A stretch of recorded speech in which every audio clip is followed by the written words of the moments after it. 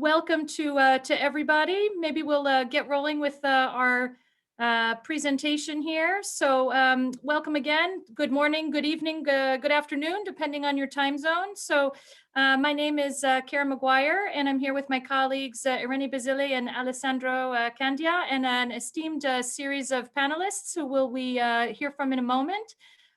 So I just wanted to highlight, of course, this is part of our OECD's Local Development Forum, a practitioner network to really discuss different issues associated with important concepts in local development. Today's webinar is really focused on COVID-19 and the future of global events, and I'll explain to you in a minute why this is part of our OECD work. Next slide. So today's webinar is being recorded in order for you to share with colleagues, because I know sometimes with time zone differences, it can be all hard to log in at the same time.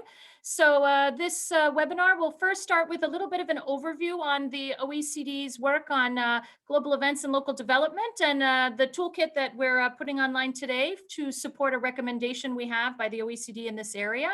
And then we'll get into two sets of panels looking at the impacts of COVID-19 on global events, and a little bit more on the future of global events and local development in light of what we've been learning. Next slide.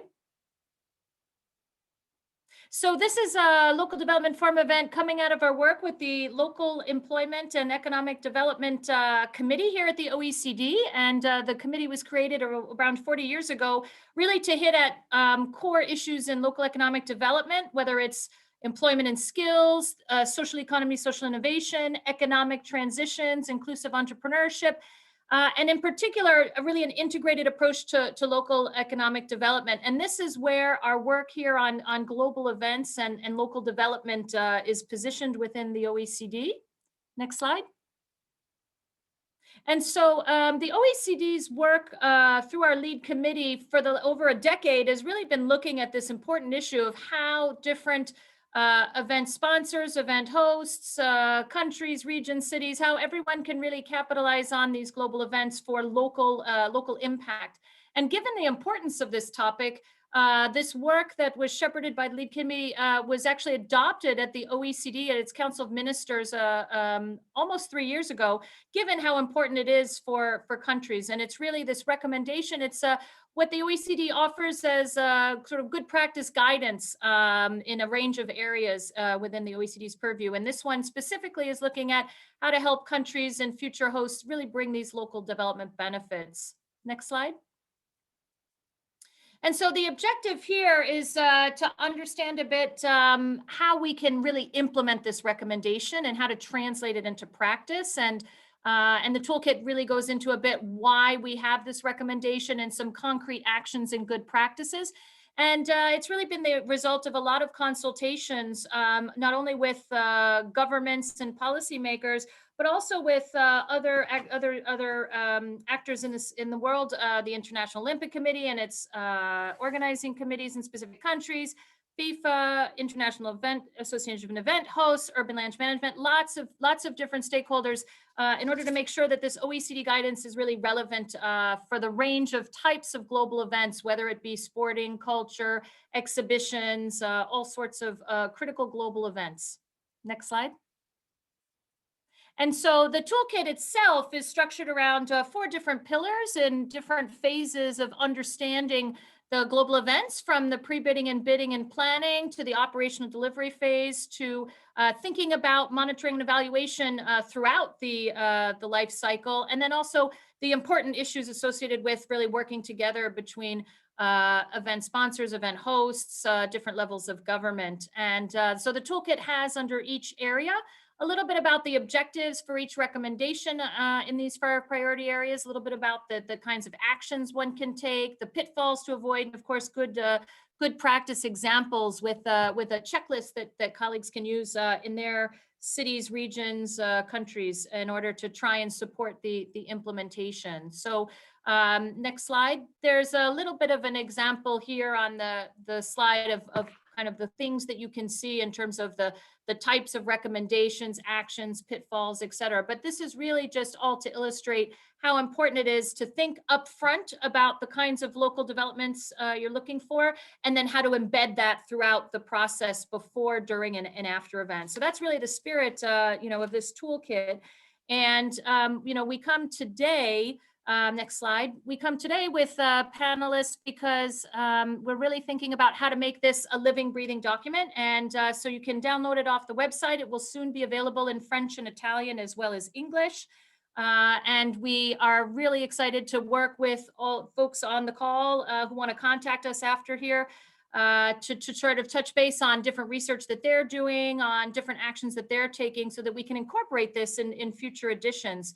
And just to flag that we're very excited to work a bit more this year in particular on additional guidance on impact measurement, how to think about the different economic, social impacts that are associated with these global events, and how to sort of set up systems and measure it in order to make sure that we're reaching the kinds of goals that we have. So that's really the big picture for why we're starting here today.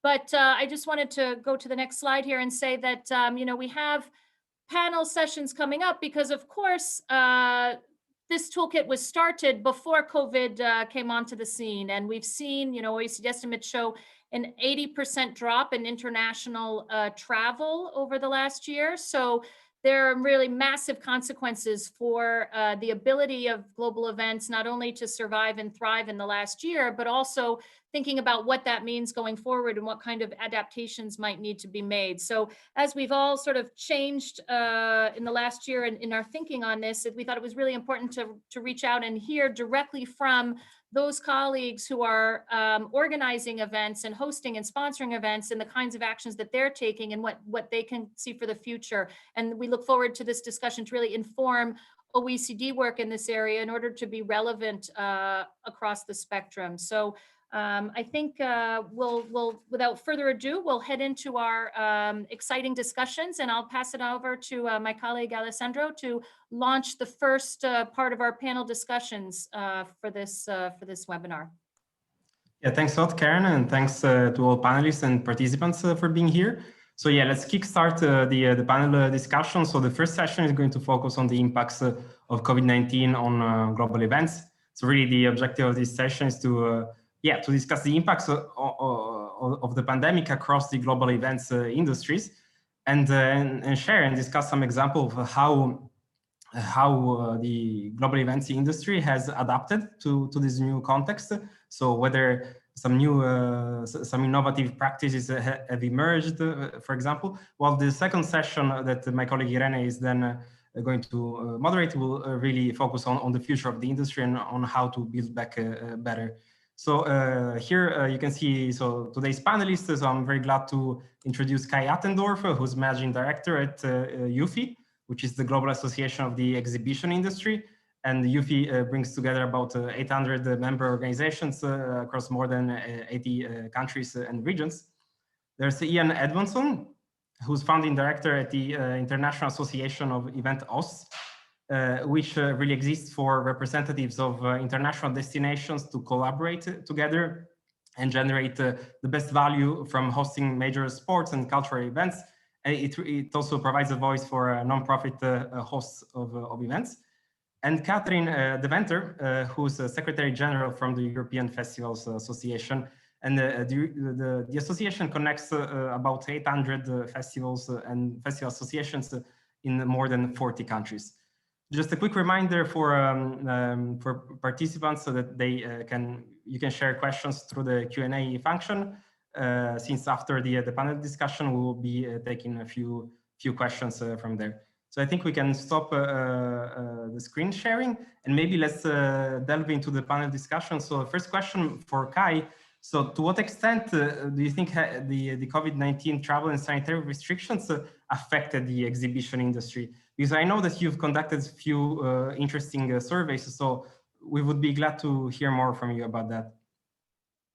Thank you, Alessandro, and thanks, Karen, for welcoming all of us and for organizing this event. And good morning, actually, from Florida in the US, where I have the pleasure to attend an industry conference with at least a few Europeans having made it over to the US to be here. So I think my first message today is that global events and international travel will be back and are beginning to come back this spring, where we have the pandemic more under control, as we see the vaccination numbers in the US and events taking place across Asia. What have we lost? What has the impact been, or that the pandemic took, the toll it took on the exhibition industry? We've been asking the exhibition organizers all around the world, and on average in 2020, very much aligned with the losses in the travel and hospitality sector, we have lost 70 to 75% of revenue compared to 2019. Now that is the hit we took as an industry, as a sector. But you have to have in mind that business events, that trade shows, are a meta industry. We serve every industry and every sector on this planet because we build the marketplaces and the meeting places where people meet. So in a normal year, 300 to 320 million business people attend trade shows to write orders, to sell and to buy. And they couldn't come, and hundreds of thousands of businesses couldn't fill their order books. And 80 to 90% of companies who come to exhibitions are small and medium enterprises. And for them, the trade show floor, the live event, the face-to-face is the main sales channel. So the major role we play to keep sectors going, to keep industries going, to keep people employed, we couldn't really play through the pandemic. We are quietly optimistic that we will recoup some of this revenues in this year, in the second half mostly. Across Asia, business has come back nicely. National shows in China are between 80 and 110% of where they were before the pandemic. And the sentiment I get here from talking to my colleagues in the US is they're all roaring to go, and it is difficult to find a venue where you can still run a show in the second half of the year because they're all solidly booked. So the US should recover as well in the second half of the year. For Europe, the picture is more mixed, but I guess we will get to that a little later. Alessandro. Yeah, thanks, Kai, for providing this overview, which is very interesting and insightful. And I'm wondering now, turning to Ian. So what was the experience of event hosts during COVID-19? So we've seen the perspective of the exhibition industry from Kai. So I was wondering, Ian, if you could tell us about your experience from the event host industry. Thank you. Yeah, and thanks for the invitation and opportunity to share our experiences. As the introduction made clear, I represent an organisation that has 43 members across the world, from Australia, New Zealand, Taiwan, Thailand, Japan, Dubai in the Middle East, a lot in Europe and North America as well. And all of these organisations are either national, regional, or city-based organisations that are not-for-profit. So the events that we're involved in, the events that we seek to make the most of, are mass engagement. They can be sporting, cultural events. Many of them may not have a fixed venue. They may be outdoor or involve, the beauty of getting involved in human interaction. And as we know, our worlds have been turned upside down. And the reality is that the types of events that our members are involved with are probably the last to return, the most difficult to control. So therefore, they would come under sort of a greater level of risk to return. But nonetheless, they are starting to return. The shocks to the system that our members have been involved with has led to a lot of activity around supporting the industry for the past 12 months. That's in either advocating for more financial support for annual events that are happening and had to be cancelled that maybe don't have the reserves to be able to fall back on, and maybe suppliers to the industry, in addition to sort of national government support structures that are in place. Some countries have put in specific event funding grant funding to those sorts of stakeholders. So that can be in Norway and Sweden, for example, or in Canada, even in Taiwan, they've had coupons to support sporting organisations. So there's some specific event funding that was put in place by organisations in addition to sort of national support structures that have been in place in most countries. So most of our members have been busy trying to keep the industry afloat, keep the focus on the future. Obviously, there's been a lot of cancellations, a lot of disruption, but we're beginning to see signs of recovery in a similar way to Kai has mentioned. There are parts of Australia and New Zealand, there are full capacity stadium events where it's easier to track and trace and have confidence in infection rates. There's part capacity events happening in North America, in Dubai particularly at the moment. Europe's probably a little further behind with returning to spectator events, but a recent survey we carried out last month showed that 2 out of 3 of our members haven't cancelled or postponed an event beyond September of this year.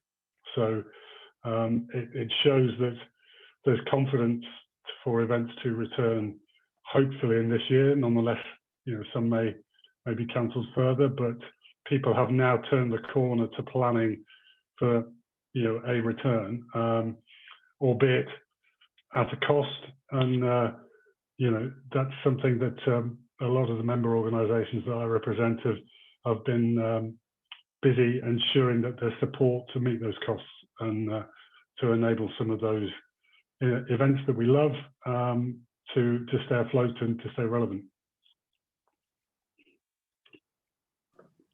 Yeah, thanks, Ian. Very interesting perspective. I mean, it's great to hear, of course, that things are restarting to move for the event hosts and for the global events industry in general. But yeah, for sure. So it's been a really deep impact. I mean, both you and Kai have highlighted, I think, how profound, I mean, the impact of the pandemic has been, of course, on a sector and on an industry that relies so much on kind of physical exchanges and in-person events.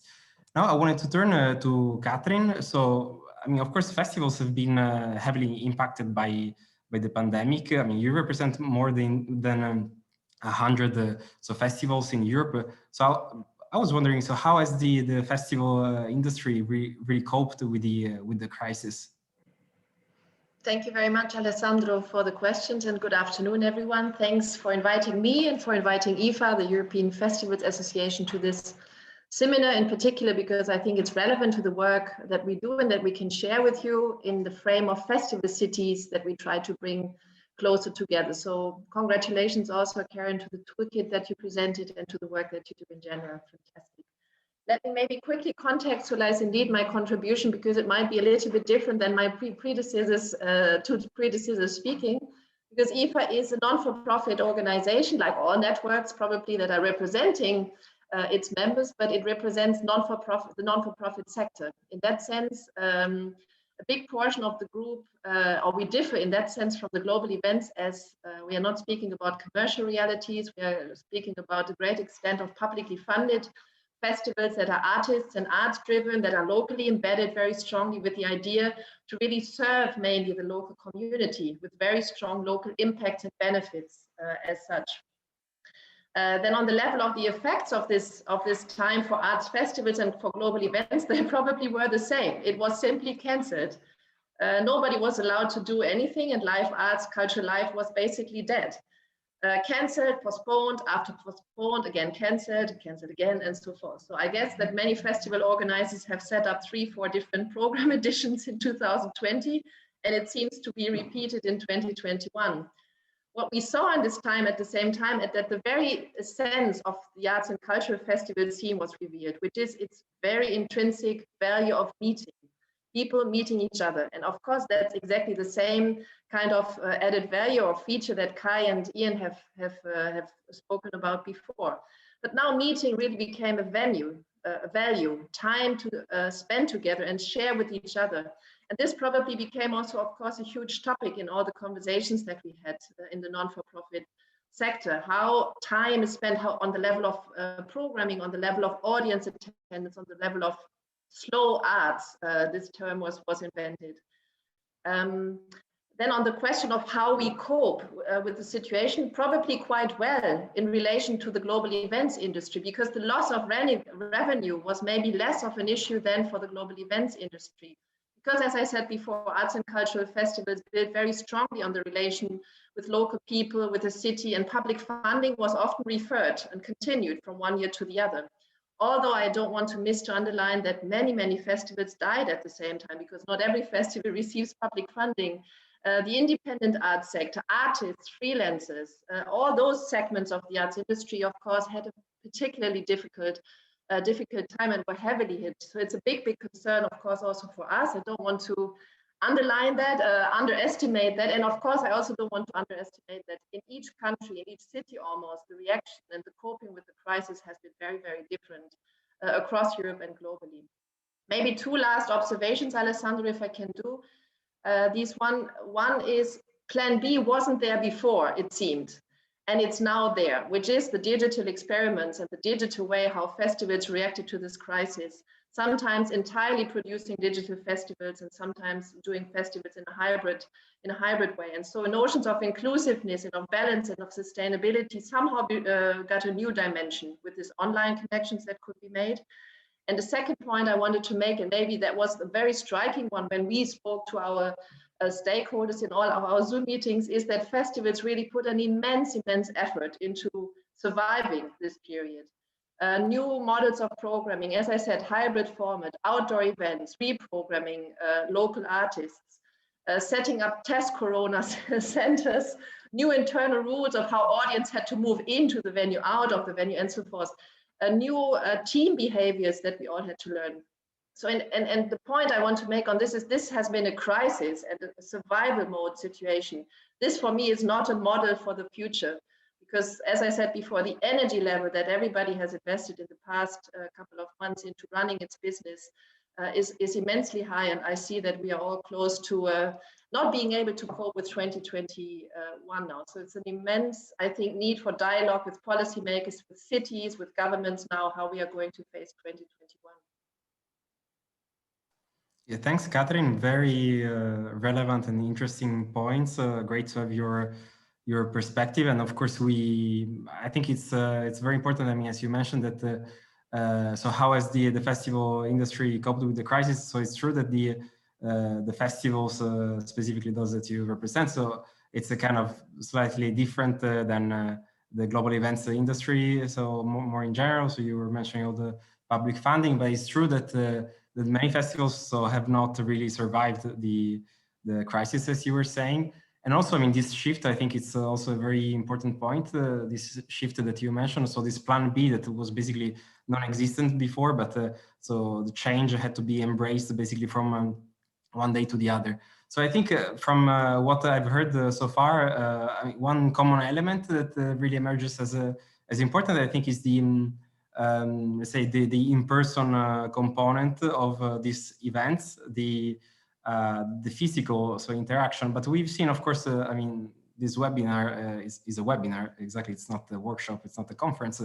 So of course we've seen that many events have shifted towards digital technology. So here maybe a question to Kai. So we're wondering. I mean, digital technologies have represented an opportunity for I mean, they still represent an opportunity for global events, the exhibition industry. So, I mean, so how? I mean, what's your view on that? So, how in your experience, how has the exhibition industry embraced the digital technologies, and what's your point of view on that?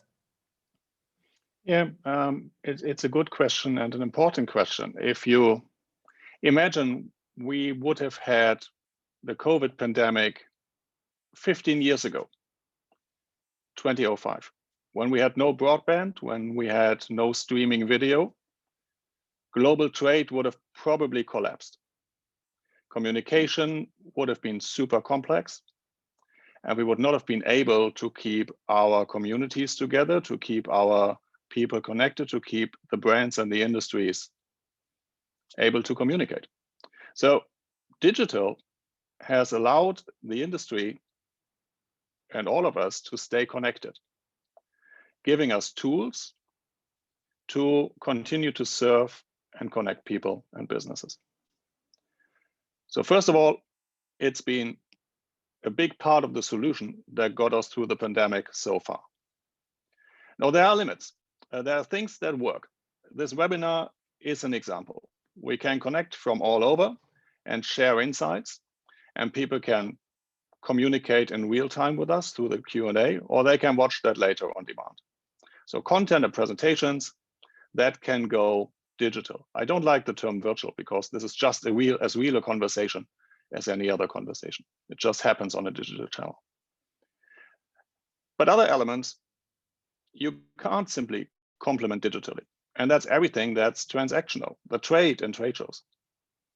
You have online catalogs and you can order things on Amazon, and there are B2B sourcing platforms. So if you are a buyer who knows a specific product you need to source, you can do that online. But that's not what drives trade. What drives trade, what drives development, what drives innovation is people coming together, looking at products, touching them, feeling them, using all 5 senses. So all the surveys and the customer feedback from all around the world show us that businesses are super eager to return on site, to face-to-face, to physical events. And there's proof to those numbers, because where events take place, I already mentioned China, Japan, the United Arab Emirates, increasingly the USA, exhibitors are reporting excellent business. Those who come to the show, they sell. And those who come to the show, they buy. The question then is, can we run shows safely? Can we take care of people's health and safety needs? And last spring, when COVID hit, we got together as an industry. We worked with the global bodies like the WHO, and we put the protocols in place, and we evolved them into de facto industry standards. We, as UFI, have released a global framework that is aligned with the terminology of the WHO. And the leading organizers in the world have taken that and converted it into something known as the All Secure Standard, which is applied at this event here right now. So we have scientific research institutions following that, and we released some data in the US last week that proves that shows who apply these metrics and these protocols are super safe to attend, safer than many other types of activities. The famous comparison is it's safer to be on a show floor than it is to go to a supermarket. What we depend on to bring people back to these safe environments is the whole travel and hospitality ecosystem providing the same level of security and safety. Coming over here, there were clear regulations on the flight. There are clear regulations here at the hotel. So hospitality, travel, events, we need to be in sync with the methods and the standards we apply. And therefore, we as UFI are supporting all the movements and the calls and initiatives to have global vaccination and testing standards in place and certifications to prove that. So digital has been helping us to get through this and will help us going forward. But what really drives trade, what really drives emotions, experiences, social and economical well-being is face-to-face. Thanks, Kai. Very relevant and interesting points that really underline how digital is represented an opportunity, but then so going forward, probably, and also, I mean, we don't know how long the pandemic will continue, but probably the solution would be to, yes, as you mentioned, to have some safe spaces, let's say, for have an in-person interaction. And here, I mean, the issue of digital really brings me back to Ian, in the sense that, so looking at the event host, for example, of course, hosting a large event, hosting a conference or a large event represents a great local development opportunity, clearly for the event hosts. So digital technologies have meant that we that, I mean, missed the local development opportunity clearly, because we've had to go digital, and so, I mean, what's your view on so on the consequences really of COVID-19 and event cancellations on local development for event hosts and host cities and regions? Yeah, well, clearly there's been a big disruption, but the example of moving digital has been a time of innovation. One of the events that I'm particularly engaged with or proud of as a UK citizen is the London Marathon, and the London Marathon is a huge spectacle. Traditionally involves hundreds of thousands of people physically there, supporting tens of thousands of people participating and raising money for many charities, hundreds of charities. And last year, many of those charities lost a revenue stream they would previously have expected. So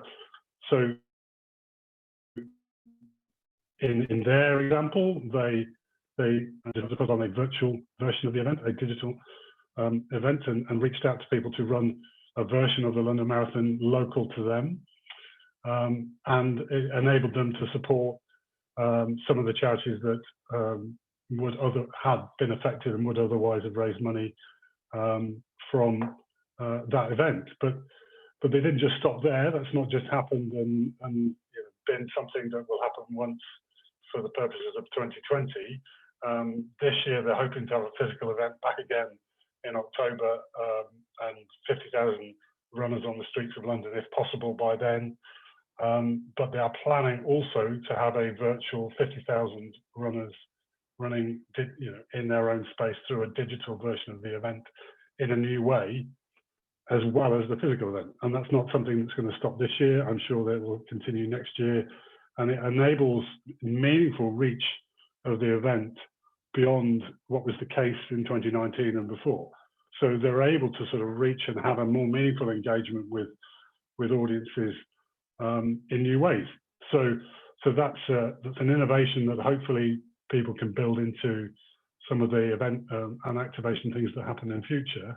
But I think the wider question of how things will change is about expectant the business model for events, and where some public events have had a degree of public support for local development, either in financial terms or in resource terms.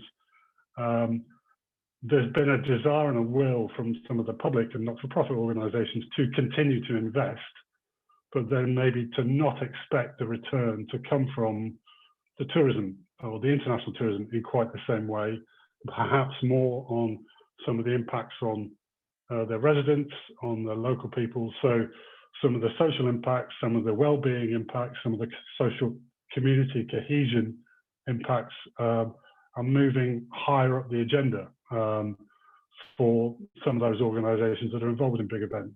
So, gender parity and equality in general, and we've seen, the huge impact of Black Lives Matter agenda over the past 12 months and the impact that that's had. Sustainability awareness, climate change, these are things that are important to people, and people realise that they want to express themselves, they want to go out, they want to be part of change, and events can play their part in that, particularly big events. So to be able to understand what those impacts can be and are, and therefore, some of that return coming from those, return on investment coming from those impacts, and maybe less emphasis on the tourism impacts in the short term particularly, is a shift. And that's something we're seeing more of. And I think that will be very relevant for the coming few years. I think the final thing I'd say on that is we've been working at International Association of Event Hosts, been working with some sister organisations like the Association of Summer Olympic International Federations that hold their sporting world championships at some of our members' destinations. We've been working with them to establish some common indicators for impact across different areas of that sustainable development agenda, from social impacts, environmental impacts, and we've signed an MOU to further the use of those indicators during this year, and there'll be a publication coming out next month, which will include guidance and best practice to help people demystify some of the complexities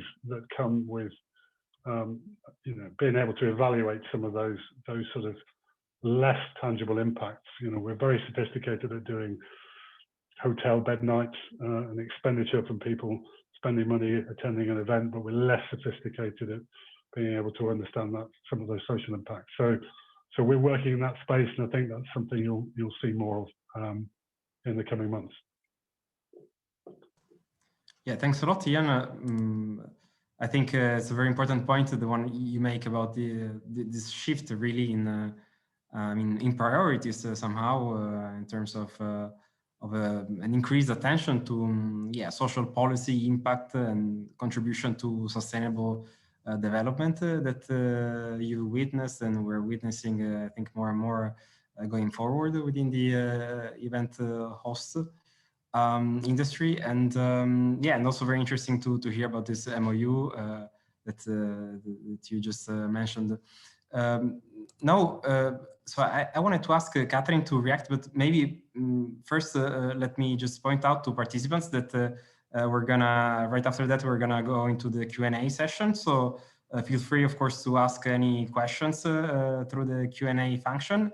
And also you can address directly the specific panelists you would like to ask that question. Now going back to Catherine. So Catherine, I mean, you said that the festival industry is somehow different from the rest. So you mentioned the no profit orientation, also the source of funding, and but we know that festivals in Europe, in many places in Europe, can really be a driver of local development. So there are many examples that you can maybe point out some of them, but of cities or even smaller towns that have built somehow local development strategies around some festivals, music festivals or other kinds of festivals. So a question for you, Catherine, is so how the impossibility of holding in-person festivals, of course, has meant a missed opportunity for these cities and towns and small villages hosting festivals. So in your experience, so how what has this meant for the local development opportunities for these cities and places in Europe? Thanks, Alessandro. I mean, research will show what this pandemic crisis and this time has done to us as individuals, first of all, as human beings, as individuals, and then as collective entities, as cities, as society as such. So I know there is already first research on the impact, and there is these kind of rumors, numbers of higher suicidal rates in cities and so forth and so forth. So I'm not speaking about all those dimensions of what the COVID crisis has done to us as human beings. I wanted to say to Kai, I'm so happy to hear from you. I just wanted to underline it as well, that even economy needs face-to-face.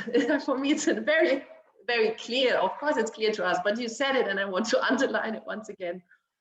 Of course, people have missed. I mean, festivals and cities have missed immensely developing and sharing public life and spaces with each other. And that gap somehow, of course, creates, you could say, an opportunity, although I didn't need this opportunity to make the argument, but the argument, of course, now is out there. Somehow, again, when I relate the non-for-profit sector to the global events industry, it seems now somehow easier for smaller scale local arts events to restart. Why? Because arts and local events, they really emerge from this very, very local necessity, local human, local individual necessity. You basically get offered what you need or you wish at that point in your daily life.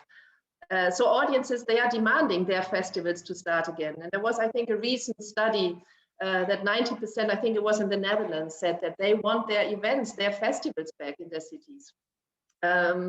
And then we probably have to look very briefly to what festivals can do. I mean, festivals reach out to a lot of groups beyond the elite in society that otherwise would never come together around arts and cultural activities. And with these kind of educational outreach activities, collaborations with local schools, hospitals, social centers, and so forth, in a very condensed span of time, it is a huge factor in society. So the urgency, the need, in a way, for people to come back, to come together and to share, as I said in my first contribution, to share that space and time together, to celebrate this community in friendship with each other, stayed throughout the crisis and stays now after the crisis. That for me seems a good starting point for festivals, and we see it now to quite spontaneously and quite naturally basically start again. Another point on that is I think that cities need festivals. I mean, cities need to offer people in their cities, their inhabitants, to participate in public life and in the public space that they share in a city. And beyond that inward-looking factor, also to the outside, access to culture and the fact that a city allows access to culture and increases access to culture greatly contributes to the reputation and the image of a city as a city of well-being and of a certain quality. So in that sense, the city is at the service of its inhabitants, and at the same time, it is an expression, this association with its locality, in a way, it's an expression of a city that has a high quality for tourism and for many, many other factors, spillover factors, let's say, that festivals and cities together would create. The question for me actually now is if arts festivals, as they now work very much on these kind of connectivities and on the collaborative spirit in a bigger ecosystem of partners around, if this is sustainable, if this is becoming really part of the core business for cities as well as for festivals. And maybe on that note, I can share that with IFA, the European Festivals Association, we already back in 2018, we started a working line between festival organizers and cities responsibles to create stronger links of that common shared role of increasing the opportunity for people to participate in arts and cultural life, and to discuss cultural tourism, urban development, civil society participation, and so forth, together with also other initiatives such as the So for Europe and many, many others. In the last 12 months, this went on through webinars and Zoom meetings and through different surveys about the relation between festivals and cities and so forth. We are now working on a project which we call a festival city seal somehow, which could denominate a certain, well, criterion catalogs of cities that would align themselves with their festival life.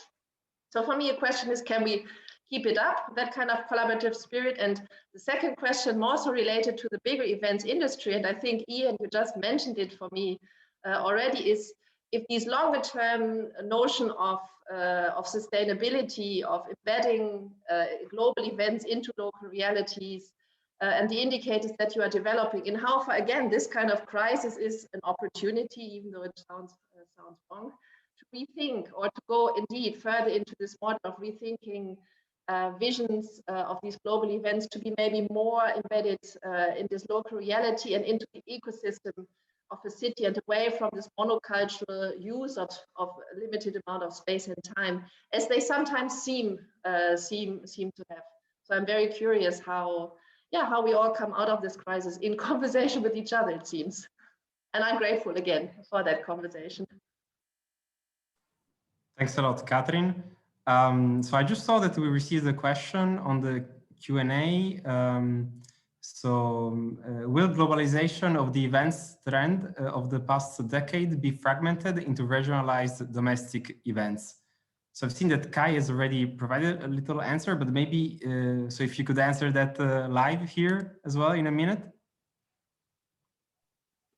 Sure, Ruth, thanks for asking. And you and I have been discussing this before. Short term, it has to be local or regional or national, depending on the terminology you'll use, because of simply travel restrictions and the way we will rebuild, and we will rebuild better. And Catherine, it's all about people coming together, whether it's business or culture or sports or fun or leisure. We are, as humans, we are programmed to be together and do things together. And so I'm super energized by listening to you because there are so many synergies and alignments that I hear. Midterm, there will be regional events and global events depending on what the respective industries and sectors and communities want. And long term, there will be a mix and a blend of some events being for a global audience, some events being local or hyper local or super local, and some events simply being digital. I think we're going to have a triage of all these three levels. Thanks, Kai. That's an extremely interesting point of view on this diversification of events going forward. I wonder if Ian and Catherine would like to add something on this question. So on whether we're going towards a more and more regionalized domestic difference within the within events.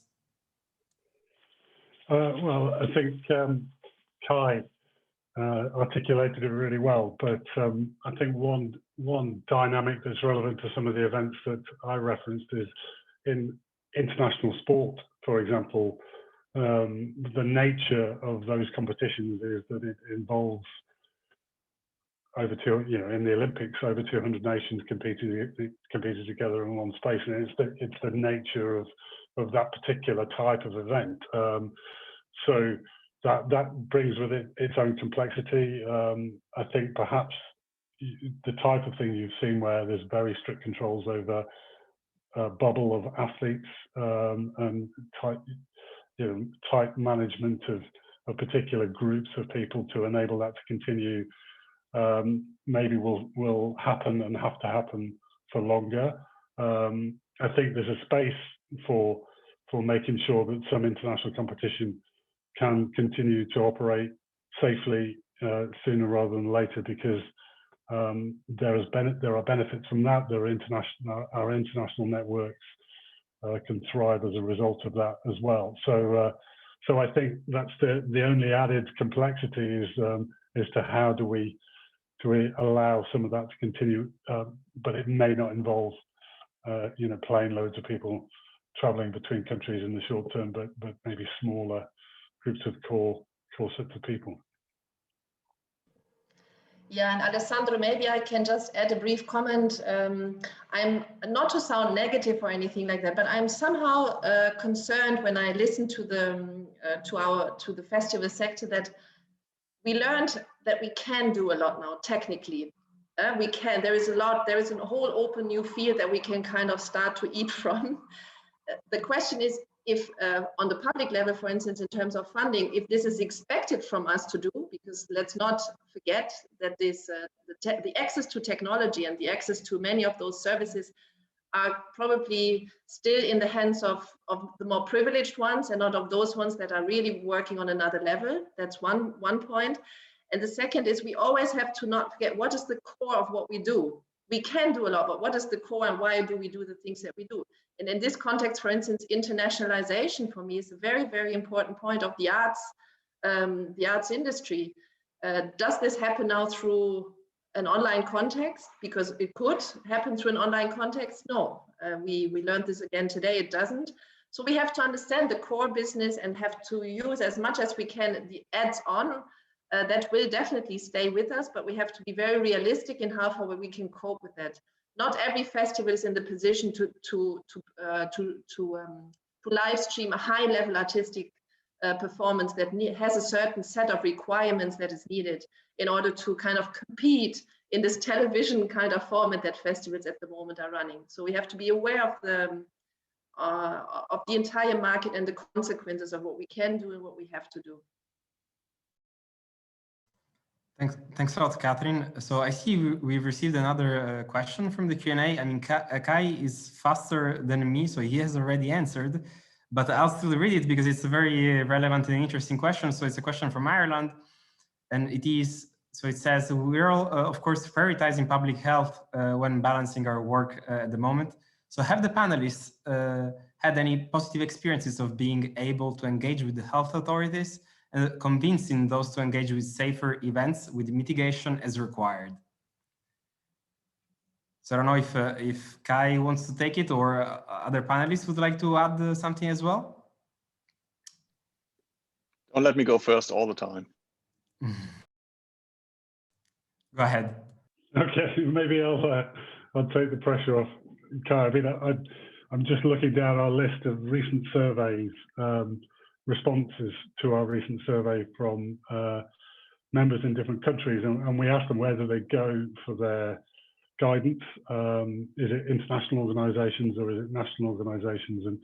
And there's a variety. I mean, obviously, World Health Organization guidelines have featured in some of people's responses, but probably more often than not, there have been national task forces or national advocacy networks put together with some public health bodies at the heart of that to find a response. So, you know, I'm trying to glance down and pick out an example quickly enough to be able to respond. But you know, there's you know, Norway, for example. You know, in Canada, I know, for example, they've been doing a lot more. Even in the Philippines, and some of their big events, there have been you know, examples of having pulled together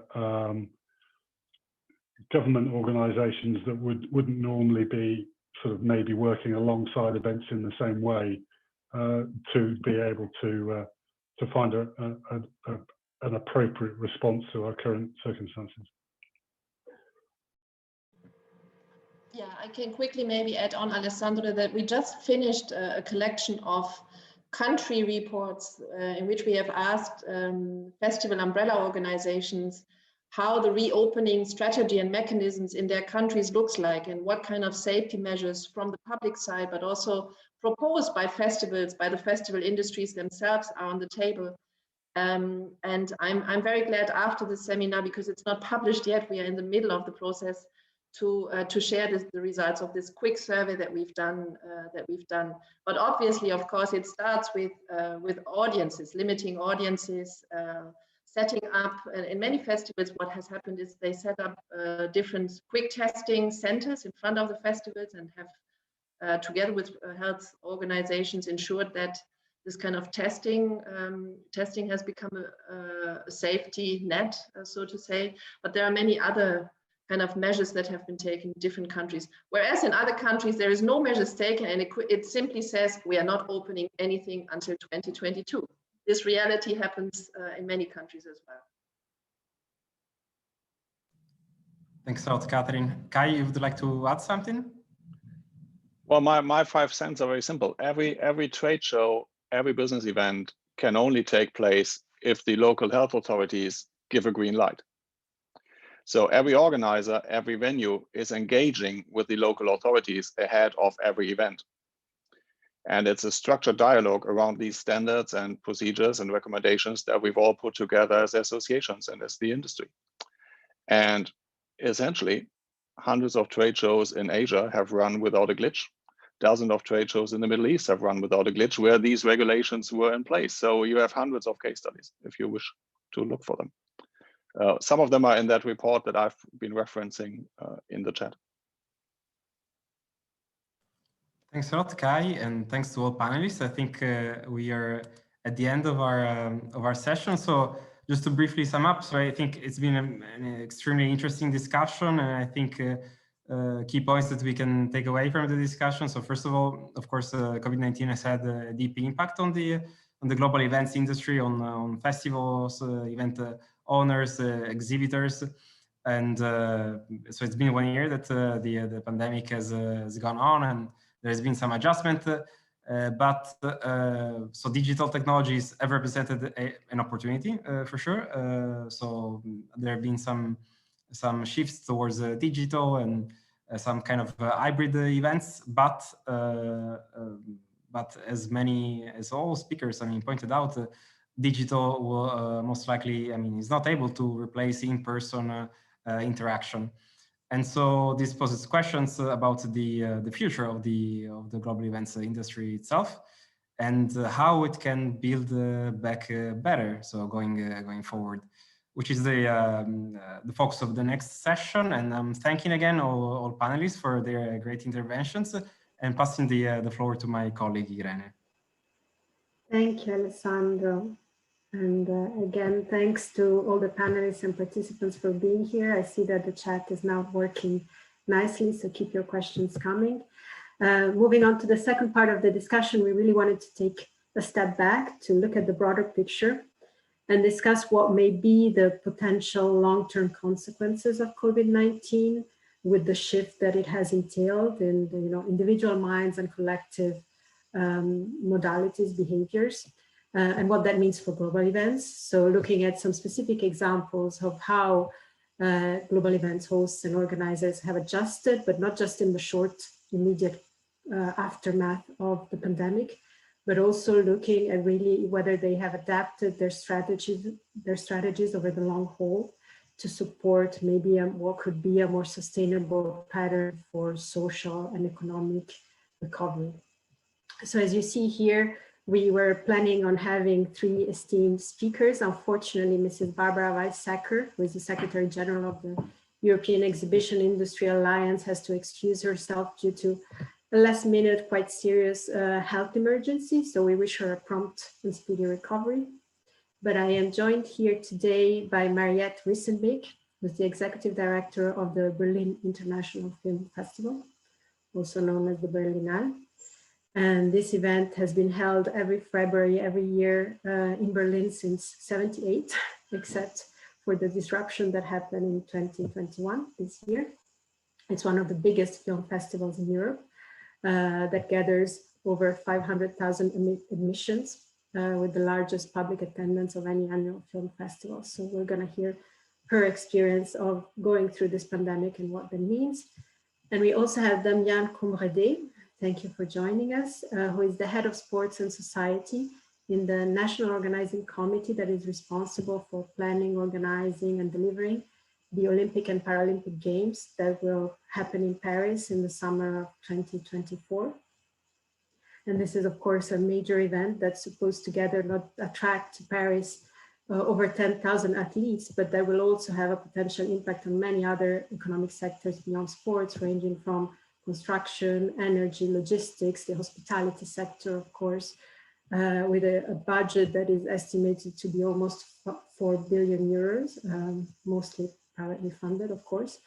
But the event also has, for the first time, a very ambitious and unique impact and legacy strategy for Paris 2024, especially compared to previous Olympic editions. They really wanted to go one step farther in terms of having a sustainable and inclusive event. So Damien is going to tell us a bit more about this in a short bit.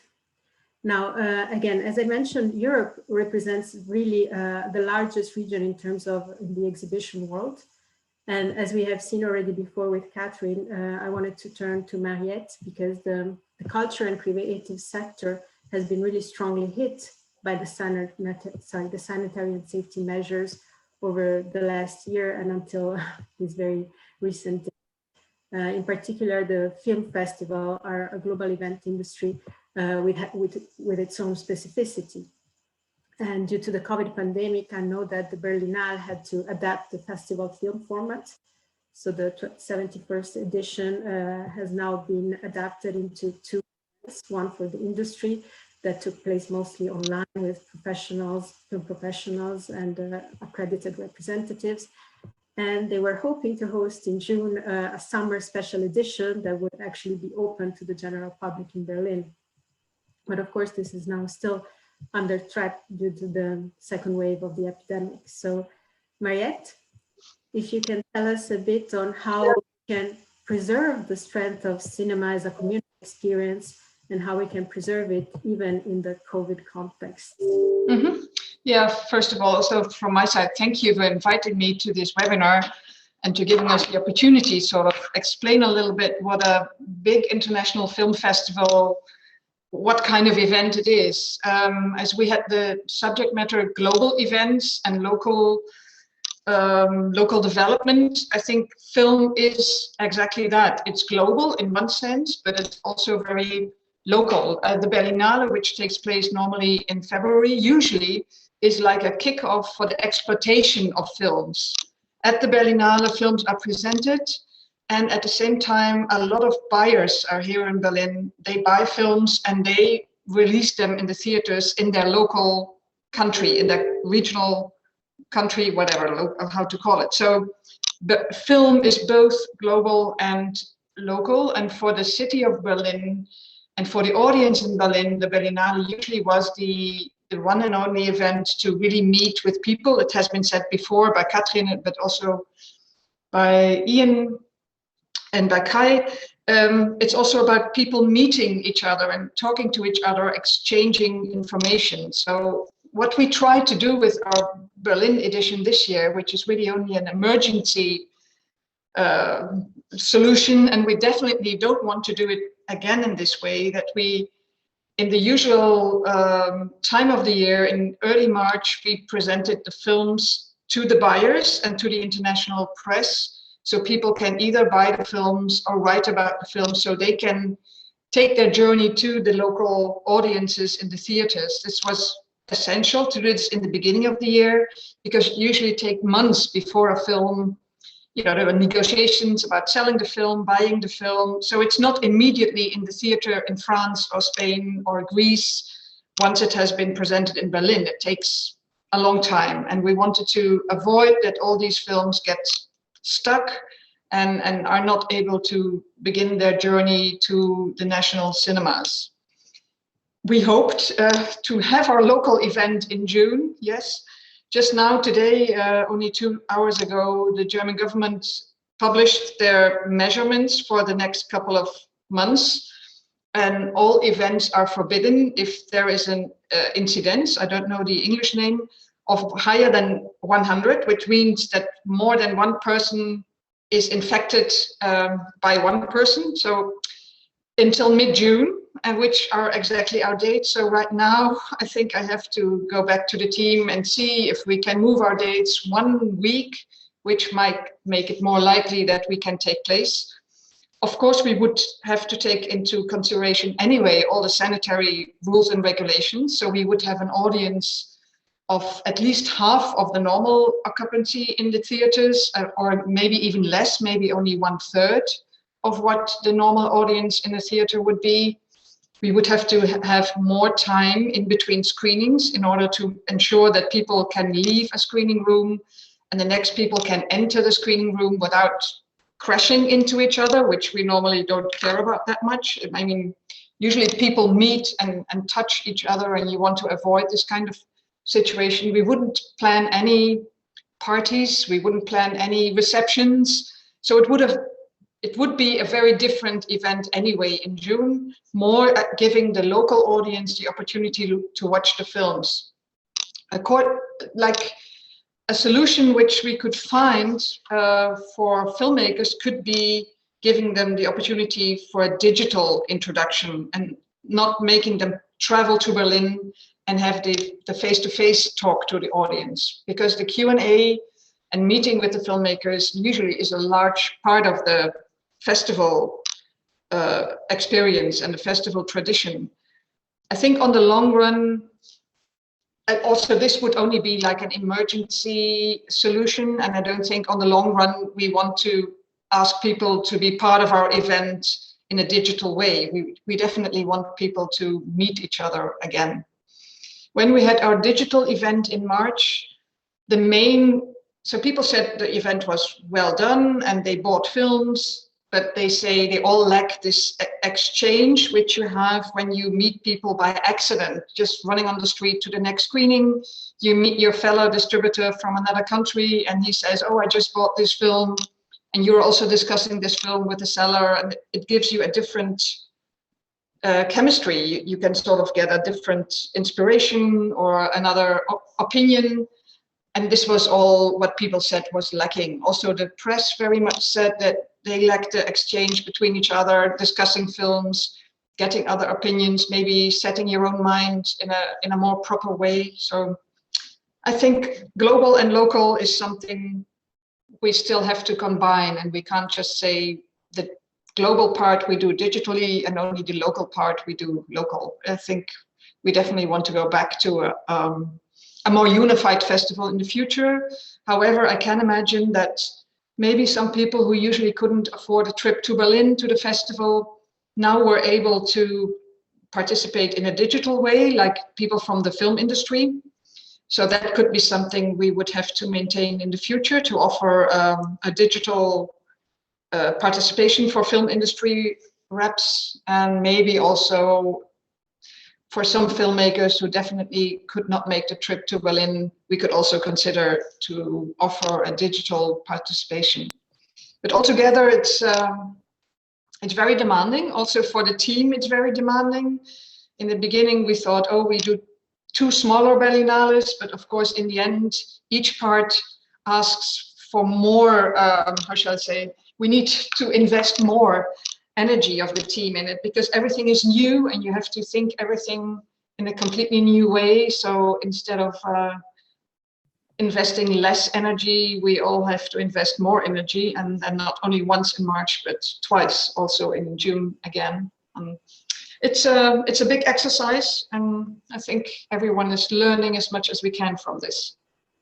Thank you, Mariette. I guess we really see with your experience that the uncertainty is so high in some contexts more than others. And of course, that adaptation takes its toll, so that there is a cost in this shift. And some measures might be taken out of emergencies, other might have more of a long-term prospect, but still the industry has been strained. And I invite you all to have a look if you're in this sector, because the OECD has done a lot of work actually on the culture and creative sector, including on the impact of COVID. There's another series of webinars that our colleagues are doing. So if you want to expand, have a look at that. Now, again, looking at how global events hosts and organizers, and whether they anticipate any long-term changes in their strategy, we wanted to look at the city of Paris, which is where the OECD is seated, although we are all over the world right now. And we know that Paris, for instance, has taken a number of measures to respond to the COVID-19 pandemic, including soft mobility, revisiting the urban design, promoting local services delivery. These are all things that local governments hope they might be here to stay, again, to move us, to shift us towards a more sustainable patterns of production, consumptions, and economic dynamics. And we were wondering with Damien how these changes in, for instance, city planning, urban planning, may have influenced global events that were already partially started, because the Paris Olympic and Paralympic Games have a legacy plan that starts 5 years beforehand, so we're already in the making. And we wanted to ask Damien how the activities that they had planned from here to 2024, if they have been adapted with the view of the new strategy adopted in Paris. Damien. Can you hear me? Yes, perfectly. Great. Well, first, thank you for this occasion to share with you all. It's very appreciated. I think it is still a bit maybe too soon to draw the lessons from this historic crisis. I remember during the bid phase, we spent 3 years answering questions about security and threats after what France had been experiencing, and adapting to that, creating a model that was adapted to those global threats across the world. And here we are facing a new type of threat, an immense challenge. I'm pretty sure that some of our certainties are deeply challenged by this crisis. For example, for years, I spent to engage all stakeholders to act and act quickly thanks to the games. I repeated hundreds of times that if there was one thing that was sure, that was certain, it was that the games would open on July 26th, and we needed to be ready. And then came Tokyo. And now we know that there is nothing that is certain. Takes the spectators' experience too, which is of course the heart of a major event, as was mentioned before. It will probably change deeply in the next years, but it's still hard to imagine an Olympic competition or NBA playoff without spectators, without fans. And yet this probably will be challenged and reinvented.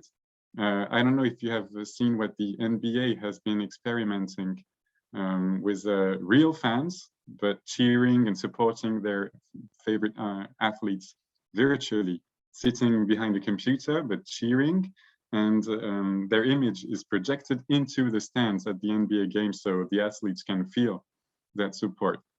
Though you cannot buy a ticket, but there are several contests to get a seat. So that's less revenues, but that's new forms of engagement for fans. And I think we will probably hear more about these new types of virtual cheering.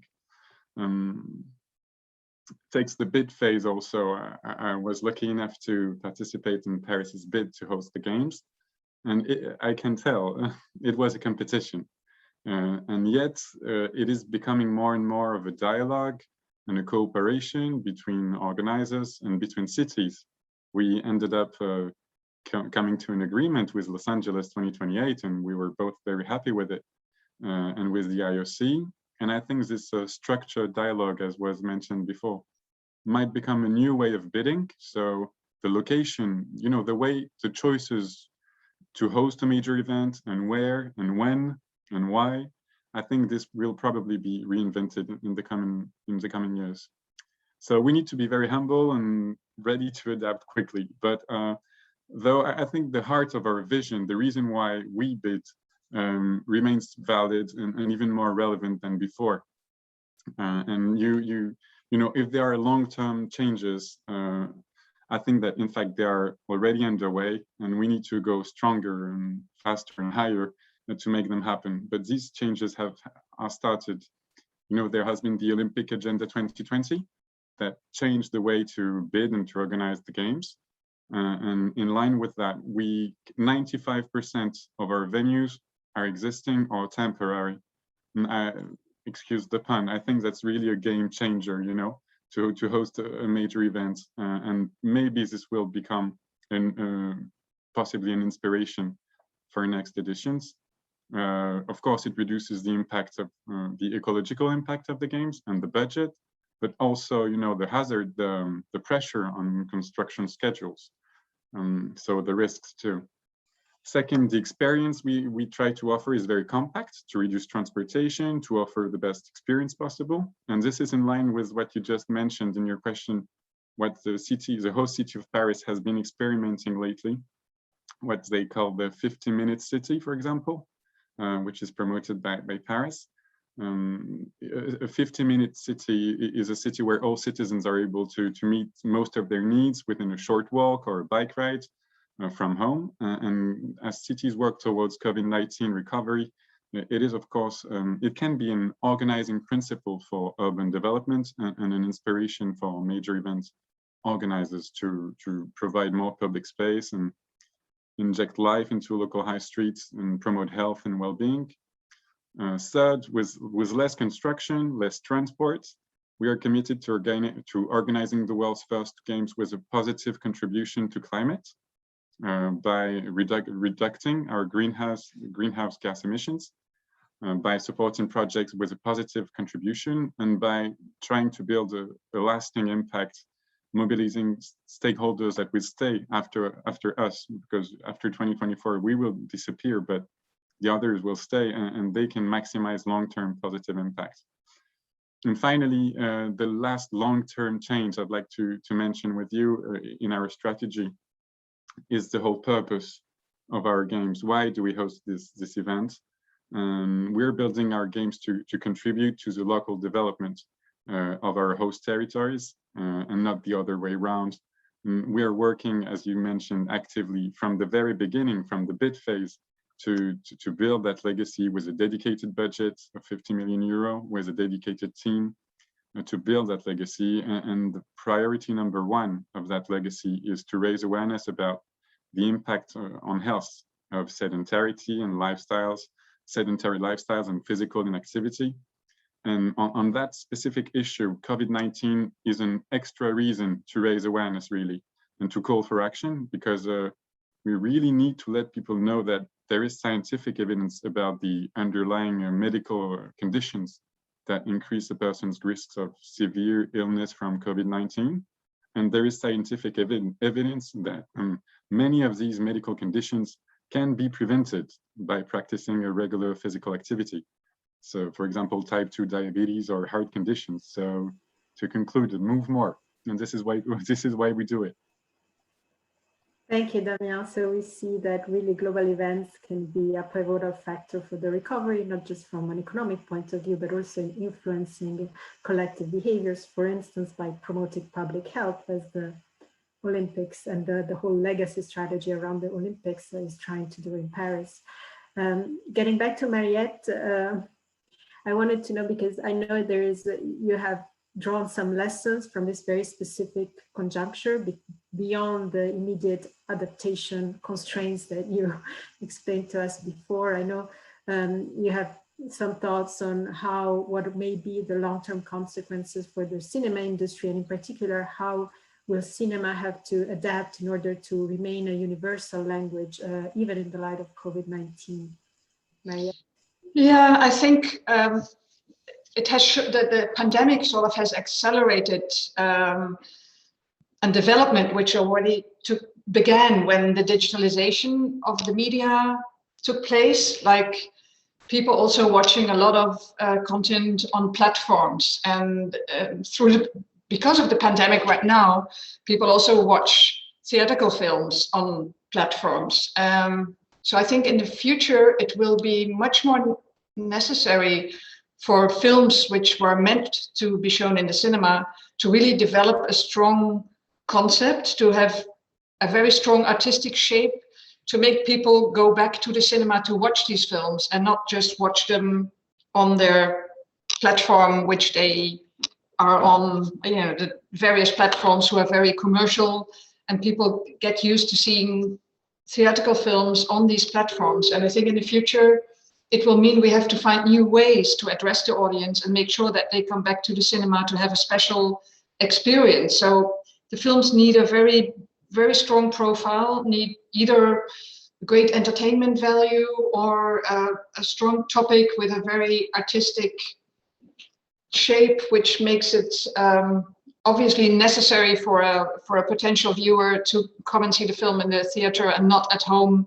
behind his computer or in other devices. So that is a big change, and it will ask for a lot of theaters to think about how to address their audience. If they don't want to come to the cinema, do they want to offer a platform connected to the cinema? Do they want to shape their profile in order to attract a certain audience? There will be a lot of questions in this regard. And a basic problem is that, especially in North America or also in Latin America and Asia, people are much more used to seeing films in a digital form. Whereas in Europe, there is still a quite highly protected theater exploitation, like a lot of subsidies sort of prescribe that the film has to be on the large screen first and is only able to go to a digital platform afterwards, after 6 months or after whatever windows there are.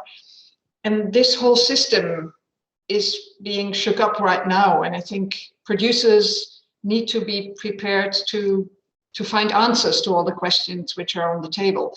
And the festival, the Berlinale, is also in that way involved in all those questions, because we, as I explained before, usually we are like the first stop for the films. They get sold here and then they find their way to the cinema, which if the exploitation is in a different way, it might also affect the role of the Berlinale within the whole system.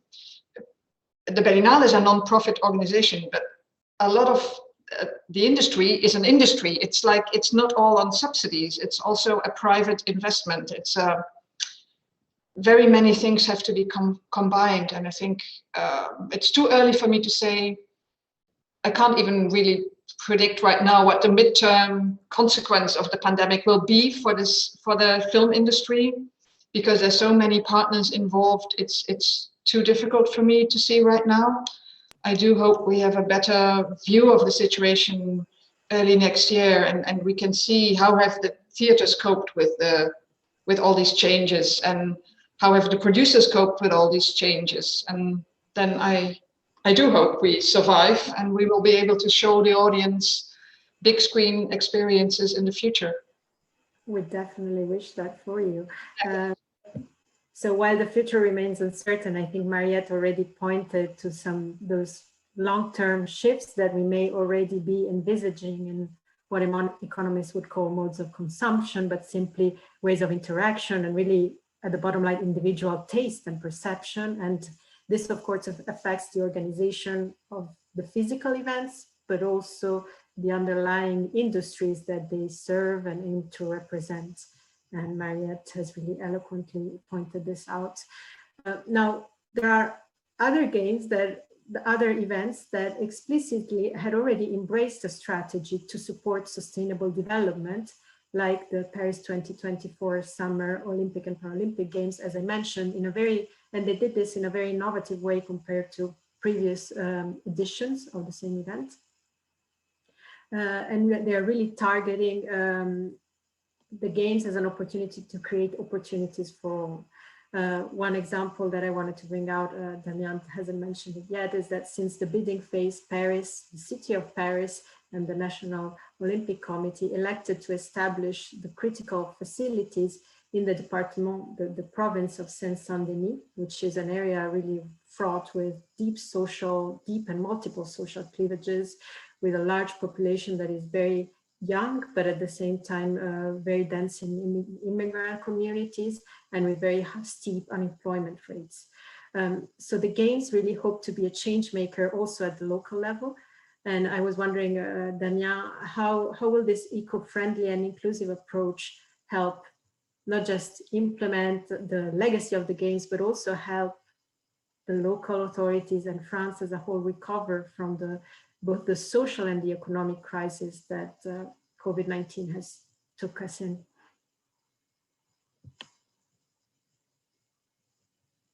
Damien? There, can you hear me? Yes, great. Great. Well, thank you for your question. I think the games have done that before, and of course we hope to participate in the recovery.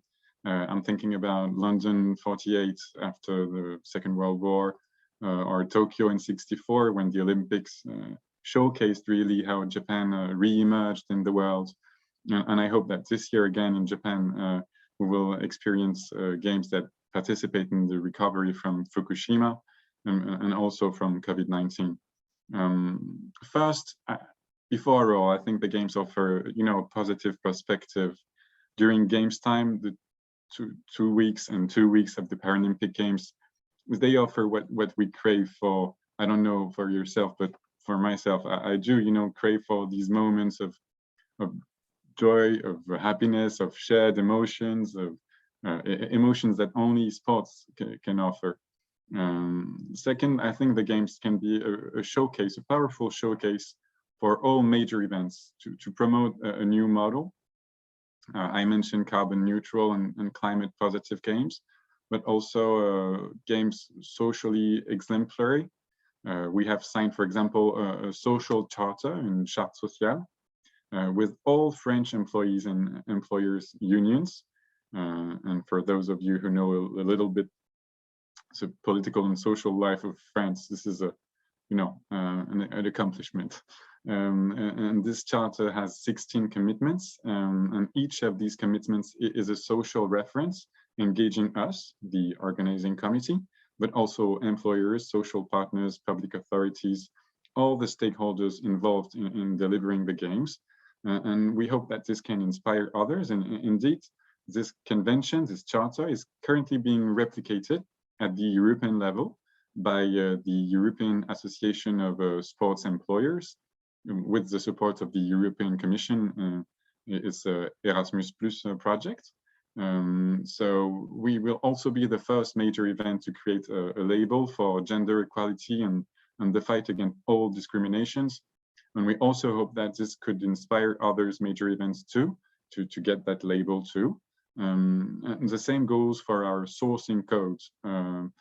That is the guide, the code that will, is a framework for all the way we spend our budget, all our tenders, with a systematic environmental and social ambition for 100% of all the tenders we launch. This too is an open document we hope could be a legacy for others, humbly, but why not? If we can show a way to a new model of hosting, contribute to this new model, it would be a great legacy. As you mentioned, the games can also, of course, be a contribution to the economic development and recovery. There will be 150,000 jobs that will be mobilized. And I do say mobilized and not created. There is often a confusion that we must not let prosperate. More than 5 billion euros of tenders, because there is our budget, that is a private funded budget, but also public infrastructure for positive, lasting infrastructure that will stay behind. And we have a dedicated strategy to help social businesses and small and medium businesses to be able to see these opportunities with a dedicated platform and a way to make sure that they too can answer our tenders and not just the big companies, and that big and small one can work together too. And the games can also be a catalyst for positive change, not only during the events, but also maybe even more importantly, before and after the event. We hope to, as I mentioned, to change the place of sport in France and to shed light on its importance for health, but also for education, for inclusion. And just a few proof points, to show you that this is we try to make that concrete. We have created the Olympic and Paralympic week each year, the first week of February, to showcase sport at school and help kids to discover sport disciplines. Last year, we had 500,000 kids engaged who practiced sport in spite of the crisis. And we hope to have even more. We nearly double each year, so we hope to keep that trend. We have promoted a program of 30 minutes of daily physical activity that we discovered in Northern Europe and that we try to promote in France. We already have 800 classes involved, and this is just a start. We hope to get around 30% of classes involved in the few coming years. And this is really a major public health issue to practice sport daily. Kids between 5 and 17 should practice 60 minutes of daily physical activity. So practicing 30 in school is half the way done. And more generally, we have created an Endowment Fund with a 50 million budget to promote and support and finance all the local actors who use sport as a for social impact. And finally, I think the games can also be an occasion to make progress in the measurement of that impact, the impact of major events and the social impact of sport.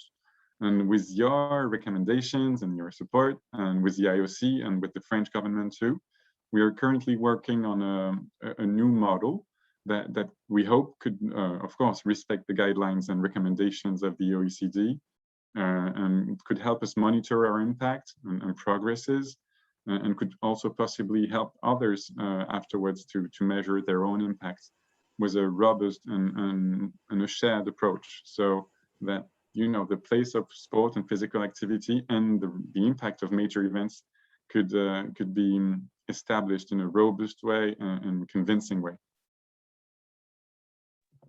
Thank you, Damien. So we had a few more questions, but I see that time's up. I just wanted to thank all the panelists for your time and thoughtful insights, and give the floor back to Karen Maguire, who's here with us. And maybe we can interact more on the chat if you want. Karen, are you here? Great, thank you so much. And thanks again to Damien, Mariette, Catherine, Kai, and Ian for joining us today and for helping to really highlight a bit what are some of the new things we need to start thinking about in this recommendation, which started pre-COVID, but now we need to think sort of going forward, what does it mean that we have global events with local impacts when we have to think about sustainability issues, when we think about digitalization? And I guess Kai is not a fan of the word hybrid, but offline, online, or different channels in order to sort of achieve some of these event goals. The fact that we are all human and we really are craving for this to come back, but we also need to build on the innovations that are being used in these different global events that are going to be lessons for future potential health considerations that come up. And so a lot to learn there. And then just thinking about equity and access and equity for different times of artists, firms, sports participants, etc. So a lot to look at there. And as I think Ian had mentioned, the importance of thinking about social impact, which traditionally it's been the tourism and is one of the main issues. And perhaps with some of these long-term changes, we might have to think a little bit more, and hopefully the different efforts to better understand and measure these social impacts can be another further element of the follow-up to the OECD guide. So we look forward to exchanging with you, whoever is participating here, for the future, whether it's in the culture sector, sports sector, exhibition sector. And we look forward again to future discussions, hopefully in a year from now, about what some of these experiments have shown and how we can take it forward in a post-pandemic situation. So thanks again to all.